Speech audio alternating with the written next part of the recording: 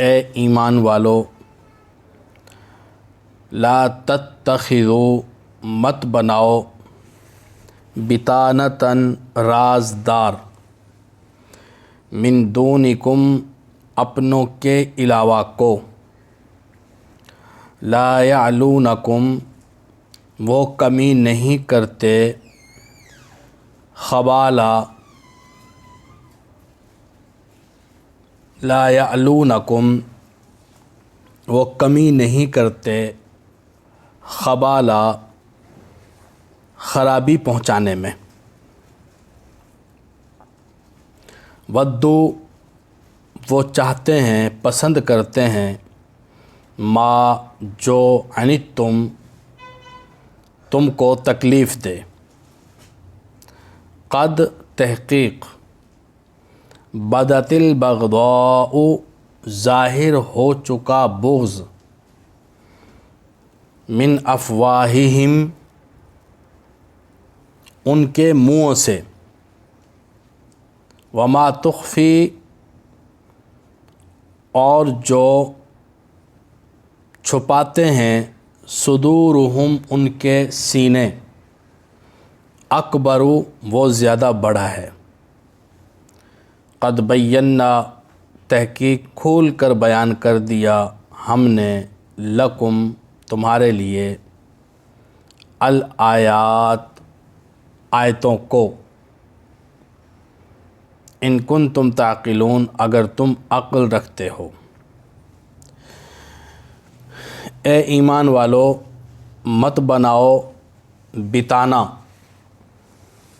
یہ خطاب انتہائی محبت، شفقت اور پیار کا خطاب ہے۔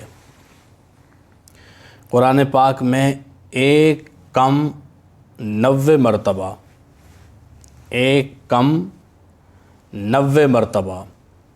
یعنی 89 مرتبہ اللہ رب العزت نے ان الفاظ سے خطاب فرمایا ہے کہ اے ایمان والو، اے میرے وہ بندو جن کے ساتھ میرا رشتہ ایمان قائم ہے۔ جیسے کوئی آدمی انتہائی پیار سے اپنے بیٹے کو بلائے، اپنی بیٹی کو بلائے اس رشتے کی بنیاد پر، تو اللہ رب العزت نے رشتہ ایمان کی بنیاد پر خطاب فرمایا ہے، اور یہ انتہائی محبت اور شفقت کا خطاب ہے۔ اے ایمان والو، لا تتخذوا مت بناؤ بطانتاً رازدار، بطانہ کہتے ہیں اس کپڑے کو جو جسم کے ساتھ لگا ہوا ہوتا ہے۔ ایک وہ کپڑا ہے جو بیرونی کپڑا ہوتا ہے، اور ایک وہ ہے کہ جو جسم کے ساتھ لگا ہوا کپڑا ہوتا ہے۔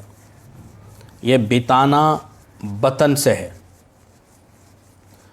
اس کے مقابلے میں آتا ہے زہارہ، وہ حصہ جو بیرونی ہے، جسم کے ساتھ لگا ہوا نہیں ہے۔ جو جسم کے ساتھ لگا ہوا ہے وہ بطانہ ہے، یعنی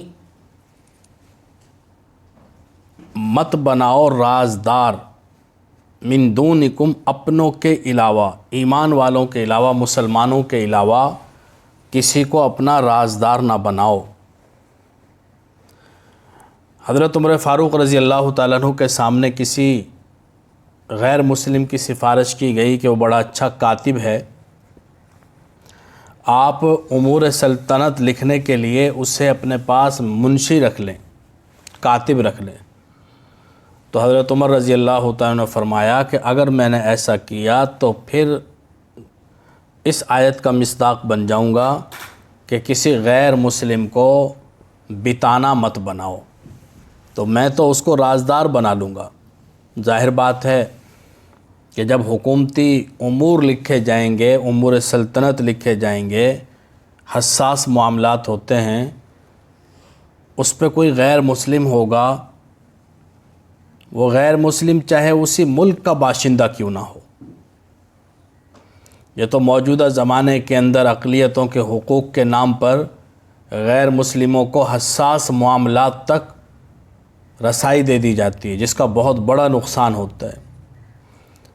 تو غیر مسلموں کے حقوق ہیں، ذمیوں کے حقوق ہیں، ان کو حقوق ملنے چاہیے، لیکن حقوق کا مطلب یہ نہیں ہے کہ اپنی سلطنت کو برباد کروا لیا جائے اور اپنے اجتماعی نظم و نسق کو نقصان پہنچایا جائے۔ ان کو ملازمتیں دیں، ان کے وظیفے لگائیں، ان کو ملک میں کاروبار کرنے کی آزادی دیں، ان کو مذہبی آزادی دیں، لیکن یہ مطلب نہیں ہے ان حقوق کا کہ ان کو حساس معاملات تک رسائی دے دی جائے، عسکری معاملات تک رسائی دے دی جائے، ریاستی رازوں تک ان کو رسائی دے دی جائے۔ اس کی اجازت نہیں ہے۔ اے ایمان والو، مت بناؤ رازدار اپنوں کے علاوہ۔ کیوں؟ لا یعلونکم، کہ وہ کمی نہیں کریں گے۔ یہ لا یعلون، یہ اس کا مادہ ہے علاوہ، الف لام واو۔ مطلب یہ ہے کہ کوتاہی نہ کرنے میں انتہا کو پہنچ جانا۔ اس کا مطلب ہے کوتاہی نہ کرنے میں انتہا کو پہنچ جانا، یعنی لا یعلونکم، کہ وہ کمی نہیں کریں گے،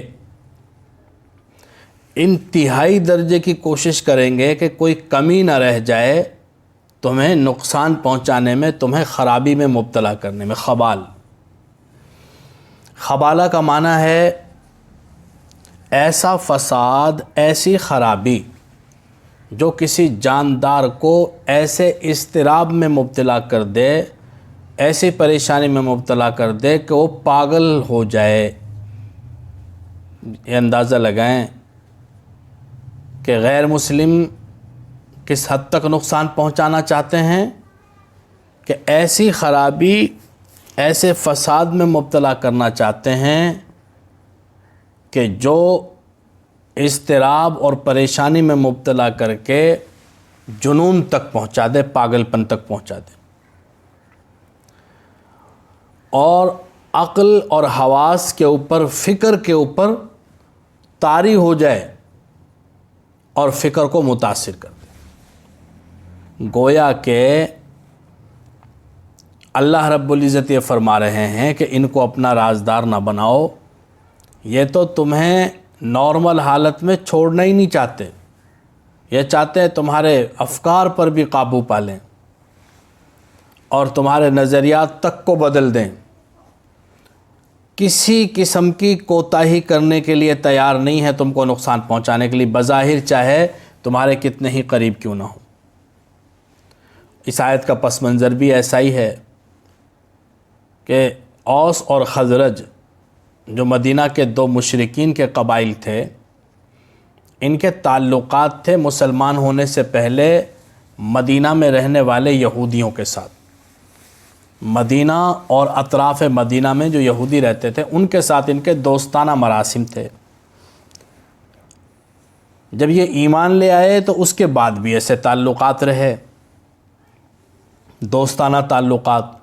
تو اللہ رب العزت نے اس آیت مبارکہ میں صراحتاً منع فرما دیا کہ تم ان کو اپنا مخلص سمجھتے ہو، اپنا دوست سمجھتے ہو، بظاہر تمہارے سامنے وہ چاہے اظہار نہ کریں اپنے غم و غصے کا، لیکن میں تمہیں بتاتا ہوں کہ وہ تمہارے بارے میں سوچتے کیا ہیں۔ یہ اللہ تعالیٰ نے فرمایا کہ وہ کوئی کوتاہی نہیں کرنا چاہتے، کوئی کمی نہیں چھوڑنا چاہتے تمہیں نقصان پہنچانے کے لیے، تمہیں خرابی میں مبتلا کرنے کے لیے۔ اور اگر تم نے ان کو اپنا رازدار بنا لیا، اپنی اندر کی باتیں ان کو دے دی، تو یہ تو ایک بہت بڑا اجتماعی نقصان ہو جائے گا۔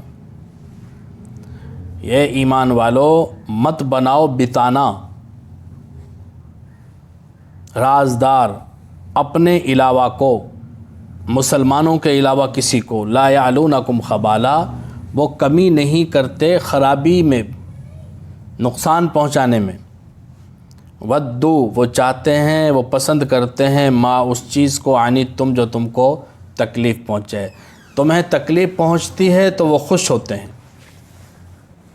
تمہاری تکلیف ان کو تسکین پہنچاتی ہے، اور تمہاری خوشحالی ان کو تکلیف پہنچاتی ہے۔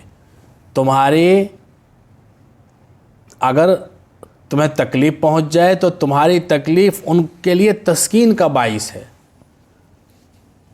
اور تمہاری خوشحالی ان کے لیے تکلیف کا باعث ہے۔ قد بدت البغضاء، تحقیق ظاہر ہو چکا بغض، من افواہہم، ان کے منہ سے، جیسے شماس بن قیس نے پھوٹ ڈالنا چاہی، اور بھی کچھ شرارتیں وقتاً فوقتاً سامنے آ جاتی تھیں، کہتے یہ تو وہ ہے جو ان کے منہ سے چیزیں ظاہر ہو چکی۔ وما تخفی صدورہم، اور جو چھپاتے ہیں ان کے دل، اکبر، وہ بہت بڑا ہے، وہ بہت بڑی چیزیں ہیں۔ ظاہر ہونے والی چیزیں تو کم ہیں، اور جو چیزیں ان کے اندر پائی جاتی ہیں، جو بغض اور عناد، وہ بہت زیادہ ہے۔ قد بینا، تحقیق کھول کر بیان کر دی ہم نے، لکم، تمہارے لیے، الآیات، آیات، احکام، ان کنتم تعقلون، اگر تم عقل رکھتے ہو، اگر تمہارے اندر عقل ہے، شعور ہے، سمجھ ہے، تو ان کو اپنا رازدار نہ بناؤ۔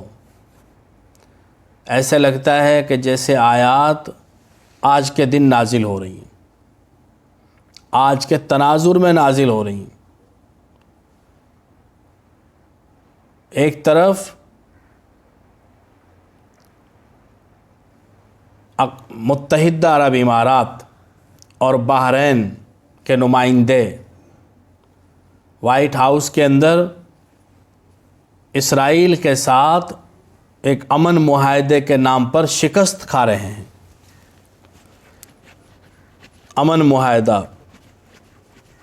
15 ستمبر کو اسلامی تاریخ کا سیاہ ترین دن ہے، 15 ستمبر جو کل گزر چکی۔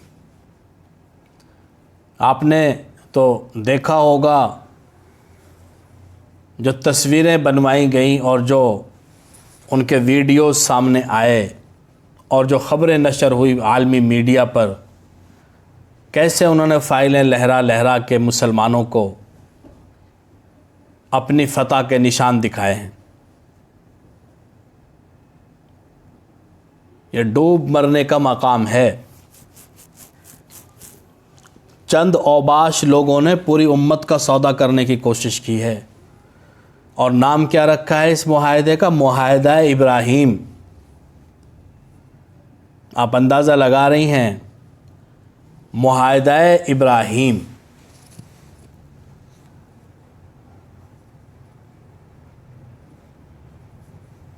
دنیاوی معاملہ ظاہر کر رہے ہیں، اور اس کی نسبت کہاں جا کے جوڑی ہے؟ یہ پتہ دیتی ہے اس بات کا کہ ان کے مقاصد کیا ہیں۔ یہ اپنے دین کو بالادست کرنا چاہتے ہیں، اس دین کو جس کے اندر انبیاء کی تعلیمات نہ ہونے کے برابر ہیں۔ ان کی اپنی خواہشات رہ گئی ہیں، ان کی اپنی نفسانی خواہشات کی تکمیل جن نظریات کے ساتھ کرنا چاہتے ہیں، ان کو اپنے دین کا نام دے دیا ہے، معاہدہ ابراہیم نام رکھا ہے اس کا۔ ایک طرف وہ مسلمان ہیں لٹے پٹے، جن کے سامنے سارا کفر جھکا ہوا ہے، طالبان، اور دوسری طرف جدید ترقی یافتہ مسلمان، مسلم ممالک کے ترجمان ایسی ترقی چاہتے ہیں۔ یہ ساری دنیا مسلمان ایسے ترقی یافتہ ہو جائیں کہ جو انگریزوں کے کتوں کو نہلاتے ہوں اور ان کے تلوے چاٹتے ہوں، ایسی ترقی کی دعوت دیتے ہیں سب کو۔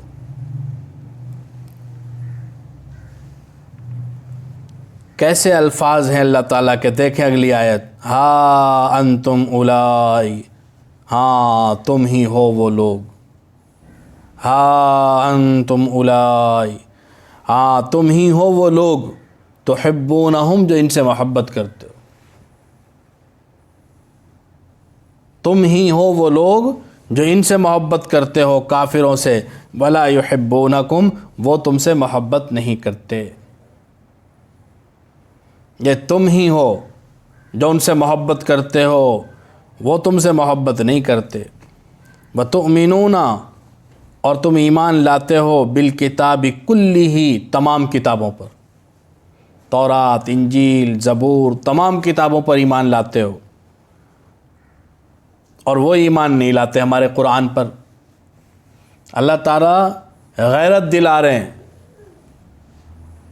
کہ تم سب کتابوں کو مانتے ہو، وہ کتابوں کو نہیں مانتے۔ وَإِذَا لَقُوكُمْ اور وہ جب تم سے ملتے ہیں، قالوا تو کہتے ہیں آمنا ہم ایمان لے آئے۔ ان میں سے جو منافق تھے، جو بظاہر ایمان قبول کر چکے تھے، یہ تو ان کا حال ہے۔ جو بظاہر ایمان قبول کر چکے تھے یہ ان کا حال ہے، اور جو سرے سے ایمان ہی نہیں لائے تھے، ظاہراً بھی، دکھلاوے کے طور پر بھی، ان کے بغض کا کیا عالم ہوگا۔ کہتے ہیں یہ تو ان منافقین کا حال ہے جو تمہارے اندر مسلمان بن کر رہتے ہیں، اور جو سر کے اوپر کیا بیت رہی ہوگی تمہارے بارے میں، ان کے دلوں میں تمہارے لیے کتنی نفرت اور بغض ہوگا۔ وَإِذَا لَقُوكُمْ اور جب وہ تم سے ملتے ہیں، قالوا تو کہتے ہیں آمنا ہم ایمان لے آئے۔ وَإِذَا خَلَوْا اور جب خلوت میں جاتے ہیں، تنہائی میں ہوتے ہیں، عَضُّوا کاٹتے ہیں، علیکم تم پر، الاناملا انگلیاں، من الغیظ غصے کے مارے۔ کہتے ہیں انگلیاں چبا جاتے ہیں مارے غصے کے، غیظ و غضب کے مارے انگلیاں چبا جاتے ہیں جب تنہائی میں ہوتے ہیں کہ کس طرح ان مسلمانوں کو ماریں، کیسے ان کو نقصان پہنچے۔ یہ عام مجلسوں میں تم سے ہنس ہنس کے باتیں کرتے ہیں، لیکن تنہائی میں جا کے اپنی انگلیاں چبا جاتے ہیں غصے میں۔ اتنے واضح اور کھلے احکام کے باوجود اگر کوئی مسلمان ان کو رازدار بناتا ہے، ان پر بھروسہ کرتا ہے اور ان کے ساتھ دوستی گانٹھتا ہے، تو پھر اس کے اسلام ہی میں شک ہے۔ کوئی مسلمان ایسا نہیں کر سکتا۔ قل آپ کہہ دیجئے، موتو مر جاؤ، بغیظکم اپنے غصے میں، مر جاؤ اپنے غصے میں۔ ان اللہ بے شک اللہ علیم خوب جاننے والا ہے، بذات الصدور دلوں کے راز، دلوں کی باتیں، دلوں کے بھید۔ یہ جو معاہدہ ہوا ہے اس کا نام رکھا ہے معاہدہ ابراہیم، اور ایک ظلم جو ہوا ہے وہ یہ کہ اس میں مسجد اقصیٰ کے صحن کو بیچ دیا گیا ہے۔ اب سے پہلے جو 1967 میں کوئی جنگ ہوئی تھی عرب اسرائیل کی، اور اس وقت جو معاہدہ ہوا تھا تو اس کے مطابق اتنا تھا کہ یہودی مسجد اقصیٰ کے صحن میں آ جا تو سکتے ہیں لیکن عبادت نہیں کر سکتے۔ اب ان کو عبادت کی اجازت دے دی گئی ہے۔ اس معاہدے کے تحت یہودی مسجد اقصیٰ میں صحن میں عبادت کر سکتے۔ 35-40 ایکڑ کا علاقہ ہے یہ مسجد اقصیٰ کا جو علاقہ ہے رقبہ، یہ 35-40 ایکڑ جگہ ہے۔ اب جو اس کا صحن ہے اس صحن کا بھی بٹوارا کر دیا گیا، اس میں یہودی عبادت کر سکیں گے۔ اب آپ کچھ عرصے بعد دیکھیں گے کرونا کے نام پہ، دہشت گردی کے نام پہ اور اپنے تحفظ کے نام پہ مسلمانوں کو ویسے ہی روک دیں گے آنے سے، کوئی چھوٹا موٹا بم دھماکہ کروا دیں گے خود ہی، اور پھر کہیں گے کہ ہماری جانیں محفوظ نہیں ہے لہٰذا مسلمان یہاں نہیں آ سکتے۔ قدم بقدم، سٹیپ بائی سٹیپ ابھی آگے بڑھتے چلے جائیں گے، اور پھر ایک وقت آئے گا کہ مسلمانوں پر مکمل پابندی ہوگی مسجد اقصیٰ میں آنے پر، پھر یہ مسجد اقصیٰ کو شہید کر دیں گے اور اپنا تیسرا ہیکل سلیمانی تعمیر کریں گے۔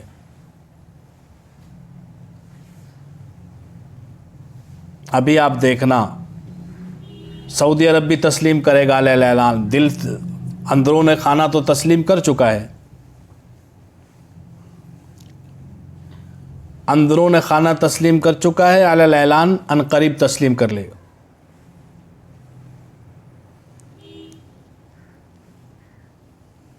اور اللہ تعالیٰ اس دن سے ہمیں بچائے کہ جس دن خدا نہ خواستہ پاکستان بھی یہ غلطی کر رہا ہو. یہاں کہنے میں اور کچھ کہا جاتا ہے، اندرون خانہ بہت کچھ چل رہا ہوتا ہے.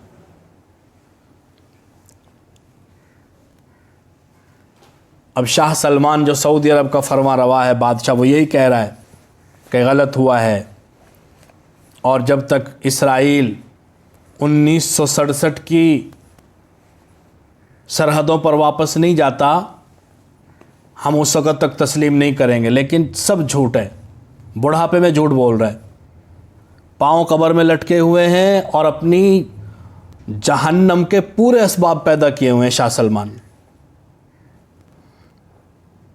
بالکل قریب کنارے پہ، جہنم کے کنارے پہ بیٹھے ہوئے ہیں، غداری کر رہے ہیں فلسطینیوں کے ساتھ، پوری امت مسلمہ کے ساتھ،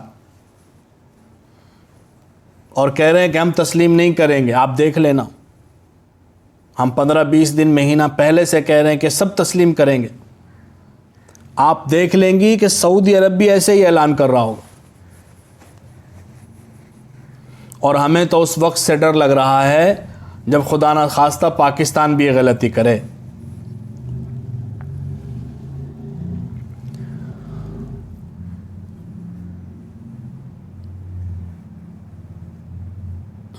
ان تمسسکم، اگر پہنچتی ہے تم کو، حسنتن کوئی اچھائی، کوئی بھلائی، کوئی خیر، تسؤہم تو برا لگتا ہے ان کو. اگر تم کو کوئی اچھائی پہنچے تو ان کافروں کو برا لگتا ہے. وَإِن تُصِبْكُمْ، اور اگر پہنچے تم کو، سیئاتن کوئی برائی، کوئی تکلیف، جنگ میں شکست ہو جائے، کوئی جانی مالی نقصان ہو جائے، یفرحو تو خوش ہوتے ہیں، بہا اس کے ساتھ، پھر اس کی وجہ سے خوش ہوتے ہیں. اگر تمہیں کوئی راحت پہنچے، آسانی پہنچے تو یہ ان کو تکلیف ہوتی ہے. جنگ میں فتح ہو گئی تو مالی فراوانی حاصل ہو گئی، کوئی اور بھلائی مل گئی،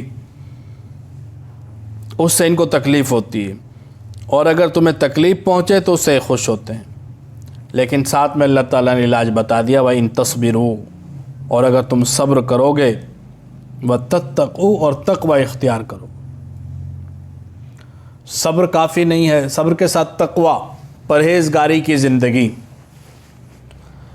لا یضرکم، تو نقصان نہیں دے سکے گی تم کو، کیدہم، ان کی تدبیر، ان کا فریب، نقصان نہیں دے گا تم کو ان کا فریب، شیئن کچھ بھی. صبر اور تقوی یہ دو چیزیں ہیں. اللہ کے نبی نے فرمایا کہ انی لأعلم آیتن، میں ایک ایسی آیت کو جانتا ہوں، ایک ایسی آیت میرے علم میں ہے کہ اگر اس پر مسلمان عمل کر لیں، لکفتہم، تو ان کے لیے کافی ہو جائے، دنیا و آخرت کی ساری بھلائیاں ان کو مل سکتی ہیں. کون سی آیت ہے؟ من یتق اللہ یجعل لہ مخرجا، جو پرہیزگاری کی زندگی اختیار کرے گا اللہ تعالیٰ اس کے لیے کوئی نہ کوئی راستہ نکال دیں گے. مخرج، راستہ نکل آئے گا اس کی. وَإِن تَصْبِرُوا، اور اگر صبر کرو گے، وَتَتَّقُوا، اور پرہیزگاری اختیار کرو گے، لا یضرکم، تو نقصان نہیں دے گی تم کو، کیدہم، ان کی قید، ان کا مکر، ان کا فریب، شیئن کچھ بھی. ان اللہ، بے شک اللہ، بما یعملون، جو وہ کرتے ہیں، محیط، اس کا احاطہ کرنے والا.